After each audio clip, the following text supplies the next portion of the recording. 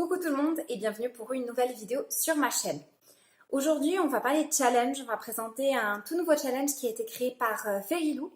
Donc, je vous laisserai dans la description. N'hésitez pas à aller voir. En fait, c'est une obligation. Allez voir, s'il vous plaît. C'est un challenge qu'elle a créé pour cette année, un challenge spécial été qui s'intitule Livres et crème solaire, donc édition 2019. Toute première année, tout premier challenge sur la chaîne et pour moi personnellement, tout premier challenge tout court.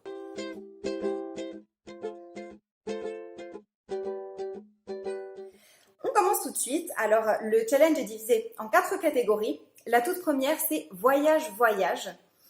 Alors, pour première partie de cette catégorie, nous avons une histoire qui se passe en France. Alors, pour ça, j'ai prévu Ça peut pas rater de Gilles Le Gardinier. Honnêtement, je ne sais pas si ça se passe vraiment en France. Tout du moins, c'est pas dit dans la 4e de couverture. J'ai pas voulu me spoiler en regardant sur internet, mais l'auteur est français. J'ai déjà lu un autre livre à lui qui était Et demain j'arrête. Et c'est en France aussi, donc je me suis dit, je pense que ça passe. Sinon, on le disqualifiera après lecture au pire. Mais voilà, le premier, c'est celui-ci. Ensuite, deuxième partie de cette catégorie, une histoire qui se passe cette fois-ci à l'étranger. Alors, j'ai sorti pour l'occasion Vert Émeraude, donc là, il y a toujours mon édition espagnole de Mappal, donc vous avez dû le voir déjà dans mon unboxing de la semaine dernière. Vert Émeraude qui se passe, pour ceux qui ne le savent pas, toute la saga, la trilogie des gemmes en fait, de l'auteur, donc là c'est le 3e tome, se passe à Londres. Donc voilà. Donc, à l'étranger, ça compte, c'est l'Angleterre. Ensuite, 3e et dernière partie pour la catégorie voyage, c'est une histoire qui se passe dans un autre monde.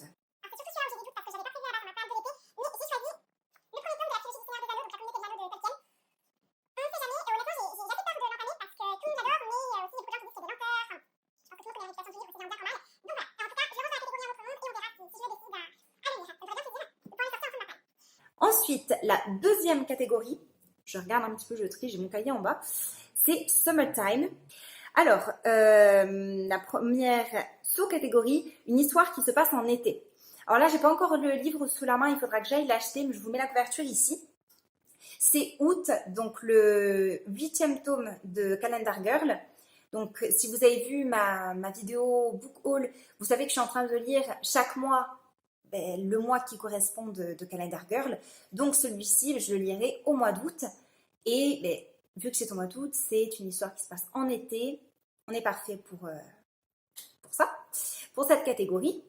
Et Calendar Girl nous suit encore pour la sous-catégorie juste après, qui est une couverture jaune. Ou tout du moins, une couverture qui a des détails jaunes. Alors là, je pense qu'on ne peut pas faire plus jaune. Voilà. C'est le mois de juillet de Calendar Girl qui est tout jaune. Donc, je suis contente. Donc là, vraiment, la Summertime, c'est ma catégorie Calendar Girl. On en a 2 sur 3 ici. Donc, je lirai en 1er juillet, logiquement, le mois qui arrive, et ensuite le mois d'août. Voilà. Après, dernière partie de la catégorie Summertime, c'est un livre de poche. C'est tout. Alors, j'aurais pu l'utiliser, je pense qu'en fin de compte, c'est ce que je ferai. Après, on verra à la fin des 2 mois, pendant le bilan, parce que je pense que je ne pourrais pas tout lire. Mais j'ai quand même casé quelque chose de différent pour essayer de pas trop répéter tout le temps les mêmes, sinon bon, ça aurait été trop facile. Et j'ai choisi Maudit Karma de David Safié. Alors en fait, c'est une relecture parce que je l'ai déjà lu il y a plusieurs années, mais je pense que ça doit faire 5 ans, quelque chose comme ça. Je me rappelle d'un petit peu de tout, en fait je me rappelle même de la fin. D'ailleurs, celui-là aussi, il irait dans la catégorie jaune, pour ceux qui ont besoin d'idées. Mais je me rappelle que j'avais adoré, c'était un roman assez feel good, je l'avais lu en plus en été, donc ça va sûrement me rappeler des souvenirs de lorsque je l'avais lu il y a 5 ans en été. Et puis voilà, j'avais envie de le relire, donc je me suis dit, il est dans ma palle d'ailleurs, il n'est même pas dans mes étagères, donc je me suis dit, écoute, j'en profite et j'essaye de le ressortir de ma palle, et j'espère surtout que je l'aimerai autant que la première fois en fait. C'est surtout ça qui me fait peur, d'être déçue à la relecture, mais bon, je vais retenter. Surtout pour après pouvoir lire le tome 2 que j'ai pas encore.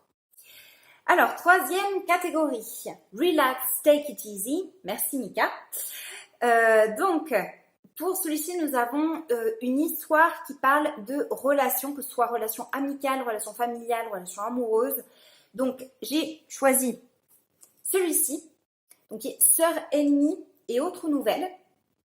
Voilà. J'en sais pas plus. Je crois que je l'avais lu, mais il y a super longtemps. Je me rappelle même plus de quoi ça parle. Vous voyez, j'ai même le doute si je l'ai lu ou pas. Mais je crois que non. Donc, enfin, peut-être des morceaux où j'avais pas fini, soit. Voilà. Sœur ennemie, je pense que ça va rentrer dans la catégorie des histoires familiales et vu la 4e de couverture aussi. Hein, on nous parle des histoires consacrées au drame de la vie familiale, etc., etc. Donc je pense que oui. Donc après, nous avons pour la prochaine sous-catégorie un livre qui vous a été recommandé ou qui vous a été prêté. Donc ici, pour essayer d'alléger un petit peu la quantité de lecture, je vous présente Les pensées de Pierre Dac qui m'a été prêté il y a très longtemps, il y a bien 1 an ou plus, je pense, par ma maman. Donc voilà, et ce sont juste des pensées comme vous pouvez le voir.